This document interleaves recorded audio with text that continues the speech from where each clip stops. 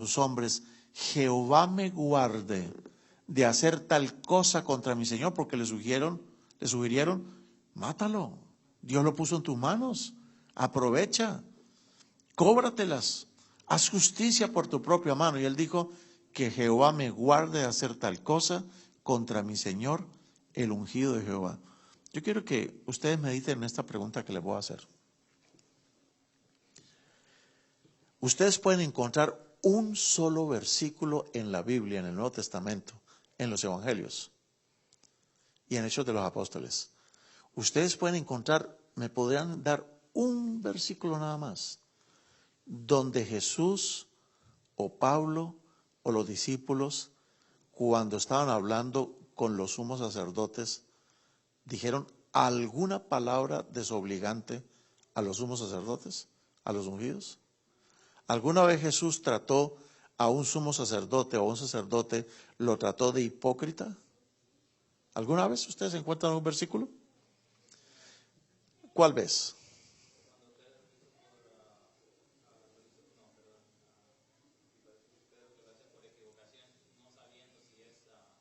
Pablo.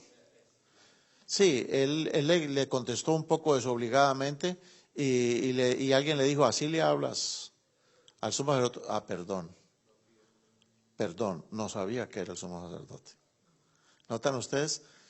En ninguna condición, bajo ninguna condición, nosotros estamos autorizados a hablar en contra de los ungidos. Yo me acuerdo, hermanos, en los años 76, 77, estábamos en un coliseo, después de un tremendo congreso laico interamericano en la ciudad de Cali, Colombia. Y estábamos los estudiantes de teología, estábamos fuera de ese gimnasio.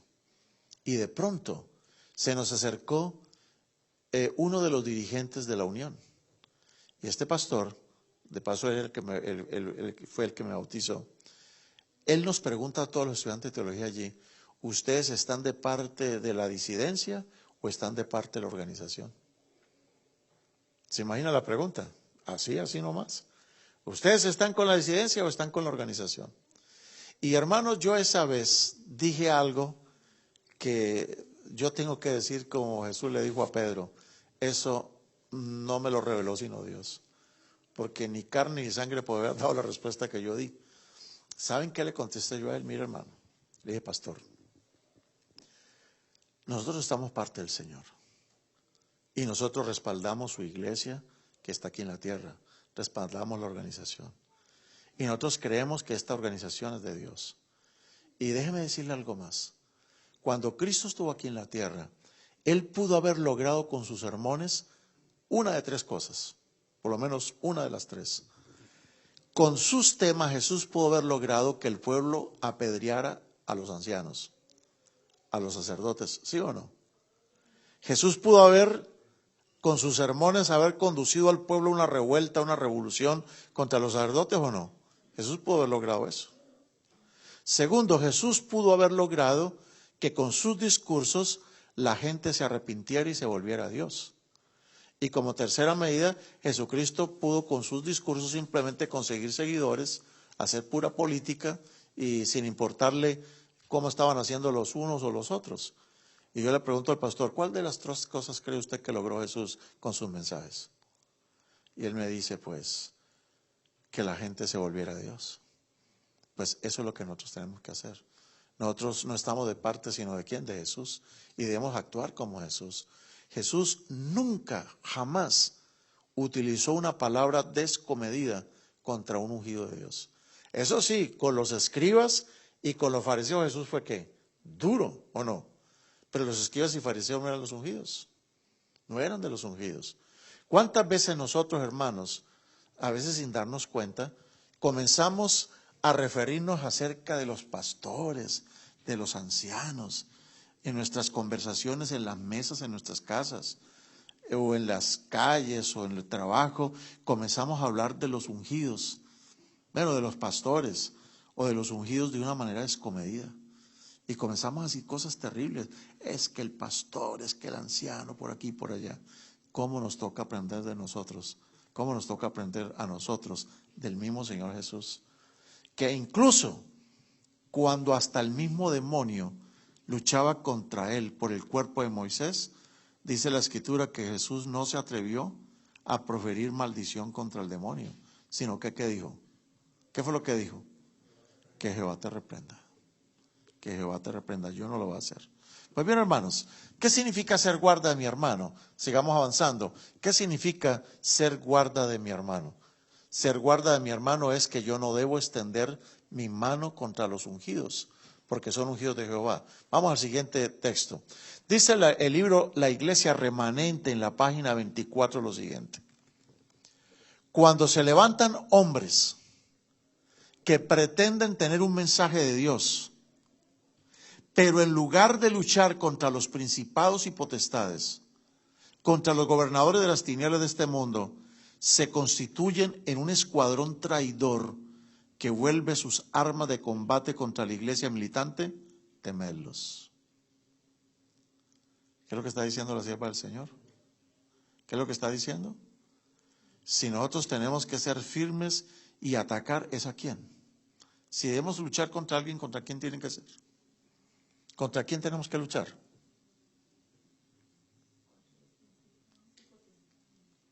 Dice, si tenemos que luchar, luchemos contra los principados y potestades, contra los gobernadores de las tinieblas de este mundo. Pero si en lugar de hacer eso, nosotros nos levantamos a luchar contra la iglesia, dice que somos un escuadrón traidor, porque hemos vuelto nuestras armas de combate contra la iglesia militante. Y hermanos, la iglesia militante no es perfecta. La iglesia militante tiene muchas fallas. Y dentro de la iglesia estamos todos, incluyendo los hermanos, los pastores, los judíos, somos parte de la iglesia. Pero cuando una persona comienza a atacar la iglesia y atacarla, dice simplemente que téngales miedo a esa gente, temerlos. Esa gente no lleva las credenciales divinas. Dice en la página 25 precisamente, ¿no llevan qué? Las credenciales divinas. Dios no les ha encargado en absoluto una obra tal. Quieren derribar lo que Dios anhela restaurar por medio del mensaje a la Odisea. El Señor hiere solo para sanar y no para destruir. Estamos notando la actitud tan distinta. Cuando Dios hiere, lo hace para sanar y no para destruir. Pero cuando el disidente hiere, ¿lo hace para qué? Para destruir. Y se deleitan en seguir mostrando la llaga y la podredumbre de la iglesia y agrandan las llagas para que la gente, para ganar adeptos, pero finalmente, lejos de ganar adeptos, lo que están logrando es ¿qué? Desbaratar, tratar de destruir la obra del Señor y se están anulando para el reino de los cielos.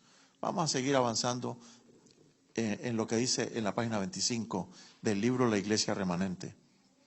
El Señor no confía a ningún hombre un mensaje que desanime y desaliente a la iglesia.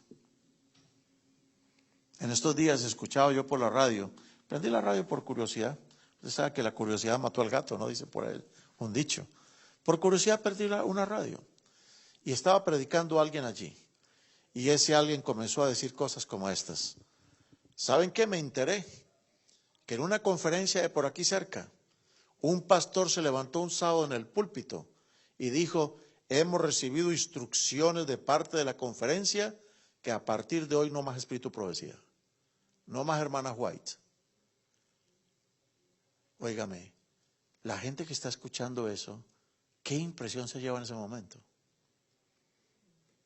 ¿Qué impresión se va a llevar la gente? ¿Cuál creen ustedes que es el efecto de ese tipo de mensajes? ¿Qué es lo que está tratando de lograr ese predicador? ¿Qué está tratando de lograr? ¿Dividir? ¿Qué más? ¿Causar sospechas o no? ¿Desconfiar? Dice, la conferencia les ordenó. Otro por ahí decía en cierta ocasión, lo que pasa es que los pastores no predican estos mensajes porque la conferencia se los tiene prohibido. Lo que nosotros les estamos predicando a ustedes, los pastores ni lo saben. Y además les tiene prohibido predicar esto. Eso lo escuché yo con nuestros propios oídos, un día de un disidente. Entonces, hermanos, dice la Iglesia Remanente, página 25, el Señor no confía a ningún hombre un mensaje que desanime y desaliente a la iglesia. Dios reprueba, Dios reprende, Dios castiga, pero lo hace solamente para poder restaurar y aprobar al fin. Pero cuando la gente ataca, señala, juzga y lo hace solamente para dividir, mermar, minar y conseguir adeptos, no está haciendo la obra del Señor, del testigo fiel a la Odisea. No está haciendo esa obra. Avancemos otro poquito más. La iglesia, hermanos, nuestra iglesia tiene un sistema de gobierno. Ayer estábamos estudiando, una de las cosas importantísimas de anoche fue que el sistema de gobierno que nosotros tenemos fue un sistema inspirado por Dios, pero hubo gran resistencia de parte de los adventistas del primer día y adventistas del séptimo día, se oponían a la organización. Porque para ellos organizarse era como volver a sus tiempos cuando eran metodistas, bautistas, luteranos, wesleyanos, lo que sean. Esas iglesias, para ellos era Babilonia. Decían, ¿cómo vamos a organizarnos otra vez?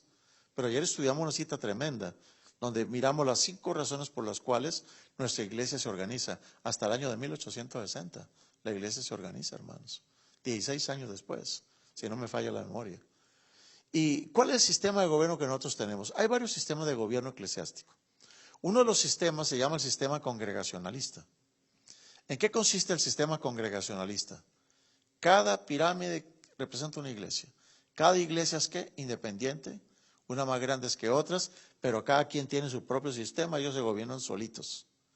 Y esa iglesia predica lo que ellos consideran que es la verdad. Y la otra puede predicar lo que ellos piensan que es la verdad total.